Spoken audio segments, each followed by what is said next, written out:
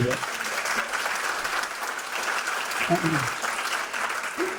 Wow, and it's nice to see so many people out on this lovely fall evening. We've been blessed with some great weather this year. So I got here a little early today, so I had a chance to walk around the historic district, and I took your little walk on the towpath and read all 10 of the markers that were, the labels that were there. And really, you have quite a treasure here with your historic district and the canal. I'm a canal buff. I live in a 200-year-old house on the Erie Canal in Vischer Ferry.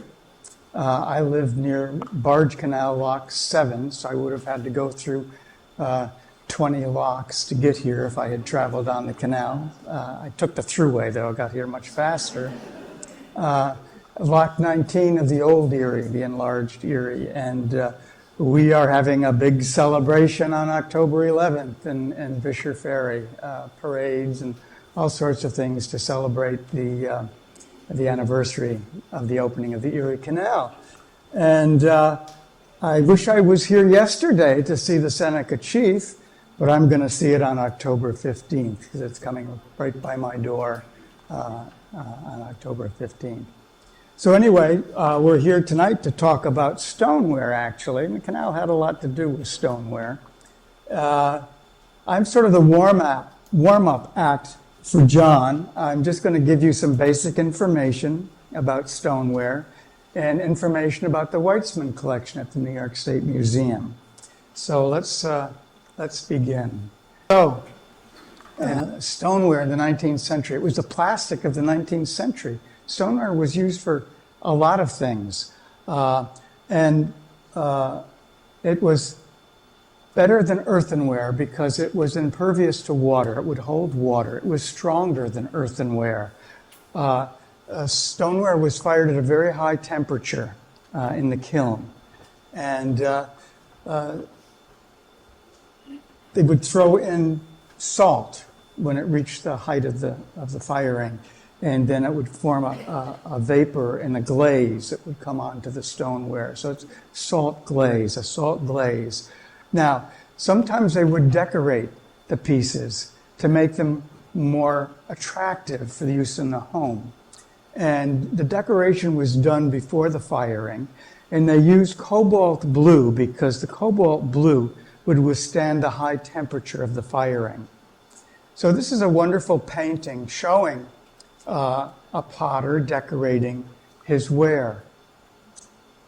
So the potters decorated the ware, but they also had decorators hired specially to decorate the ware. The potters and the decorators, they moved all over the place. You'll find some potters working miles apart. Some potters that worked in say, Bennington may end up working in Utica. They did move around, and so did the decorators. This is stuff that we're finding out. So the more common decorations were things like this. We've got, birds, flowers, sometimes stags or animals were decorated on pieces. And the decorations reflect 19th century life. You see a lot of farmyard animals decorating pots. And you can see up here, birds, things like that were very popular. But there were also really extra decorated pieces that were commemorative pieces or presentation pieces. And we have some of these up here that you can see. These are the kinds of pieces that are fine examples of American folk art. These are the kinds of pieces that collectors go after because they are considered prime examples of American folk art. These potters and the decorators, they weren't trained artists, and a lot of the decorations are spontaneous. They just did these whimsical decorations, and sometimes they were very precise. They were decorated with either a brush, sometimes a palette knife, that was put on rather thickly. Sometimes they used like a pen-like thing to etch the decoration in, incise the decoration. Sometimes you'll see both. So, there was a young man who was acquiring a lot of stoneware during the 1980s. Adam Weitsman got interested in this because he found a couple of stoneware bottles on his property as a young man, young kid. And he was very interested in this, and they took him down to an antique dealer, and he explained to him what it was. And this kindled his interest. This was the beginning. And fortunately for us, he has not outgrown this interest. Here he is in 1981. I was working at the New York State Museum at this time. And I remember reading in the trade journals about this young man who was buying all of this wonderful stoneware. Here he is in 1988. Little did I realize at the time that we would be the recipients of this stoneware. So it was in 1996 when Adam approached me. He called and said, would the New York State Museum be interested in the stoneware collection? He decided to divest himself of his stoneware collection in 1996. And so he sent us photographs. I went to look at it. And I said, oh my goodness, yes. This would be a great gift to the New York State Museum because New York State was known for its stoneware. And there were stoneware manufacturers all across the state. And of course, the decorations were absolutely gorgeous. And I knew that it would make a big hit at the New York State Museum.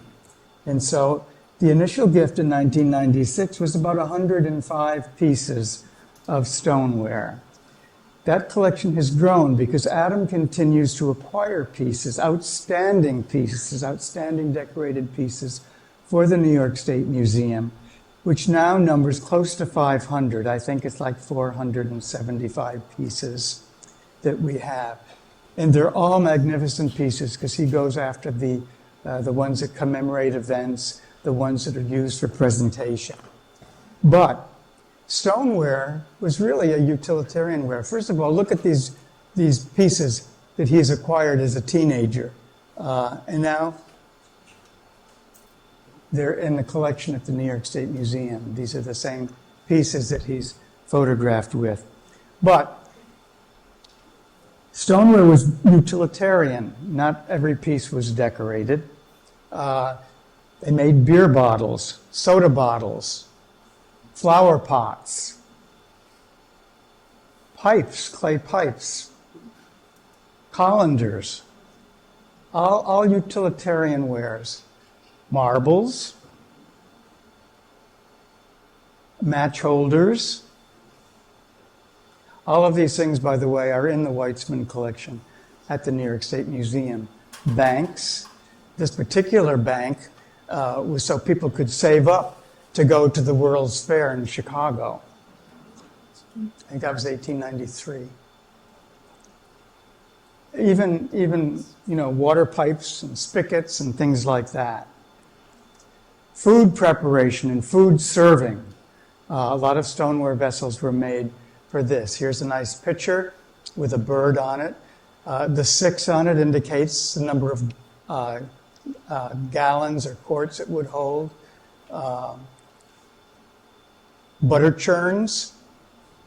And again, the 5 would indicate the number of gallons that this vessel would hold. And of course, what's nice about stoneware is quite often the potter impressed his mark. You can see the mark up here, Cortland, and over here, the Hudson Pottery Company. These 5s, John, look pretty similar. Don't they? I mean, look at the 5s, very similar. Does that mean they were made by the same potter, quite a ways apart? Crocks to make pickles or sauerkraut or whatever. And again, they decorated them so that they would be attractive. So on the left is a ovoid crock. If you see an ovoid crock, it's probably a little earlier. In the 1860s, they became more cylinder shaped, like the one on the right. So that sometimes helps to date stoneware. If it's ovoid in shape, it's probably early. The same with the jugs. The ovoid jugs would be earlier. Again, by 1860, the jugs became more cylinder type. This is a very interesting jug here with a merman. I can't imagine that that would be a mermaid. It's got to be a merman. Pretty ugly. Water coolers. Of course, these water coolers could have held other things, like maybe whiskey or rum. They could have sat on the edge of a bar, for example. But you can see in the holes there would have been a spigot that you could turn off and on.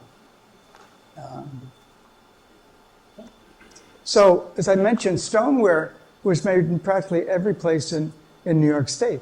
Here's a map showing some of the potters in New York State, the stoneware manufacturers.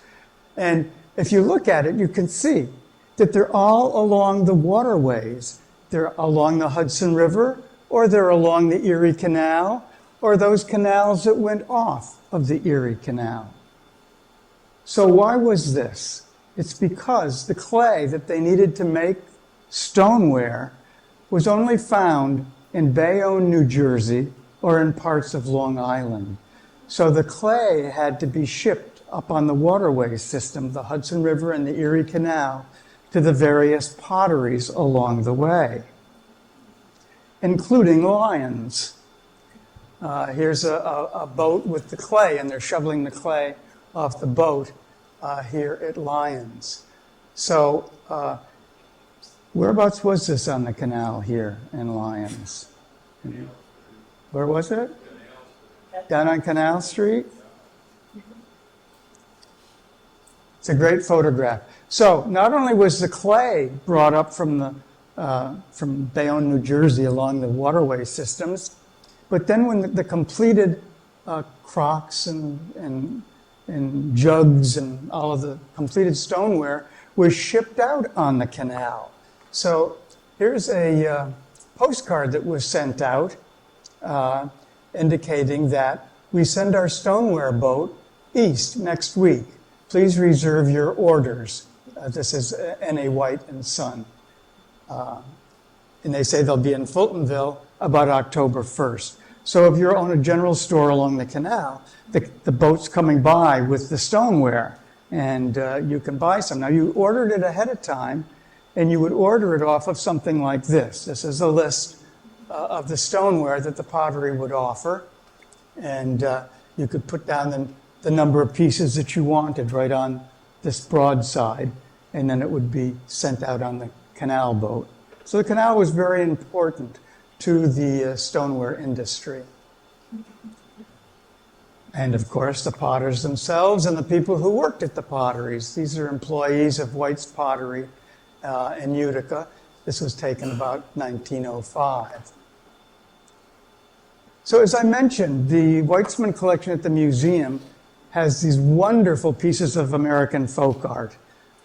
This picture, which looks pretty small in the photograph, is actually 26 3/4 inches high. It's an amazing piece. And look at the decoration on it. Look at the hound dog handle. It's just a wonderful piece. And it was made by Thompson Harrington and John Berger in Rochester, New York. They were only in business together for a short time, 1851 to 1854. And this was exhibited at the World's Fair in New York City in 1852. And it's amazing that it's still intact. So I understand when Adam found this piece, it was being used as an umbrella stand someplace in Long Island. Here's another interesting piece. As I say, the decorations on stoneware reflected the 19th century life. And the circus was a big deal in the 19th century. You know, there was no television, there was no radio, you didn't even have a record player. So when the circus came to town, everybody went. And so a lot of stoneware reflects this. We have a number of pieces that show circus animals on it. And there's a wonderful piece right up here that shows a clown, actually. This particular piece has an elephant. But if you look closely, the elephant is wearing shoes. This was done by an Albany shoemaker to advertise his product and the fact that they would wear well. This was an interesting piece. I have to tell a story, Adam, because we were doing the book and we were trying to, sew up bring that to completion. And Adam wanted this piece in the book, and he hadn't even bought it yet. So we actually put a placeholder in the book for it. And fortunately, Adam did buy the piece. I was worried for a while.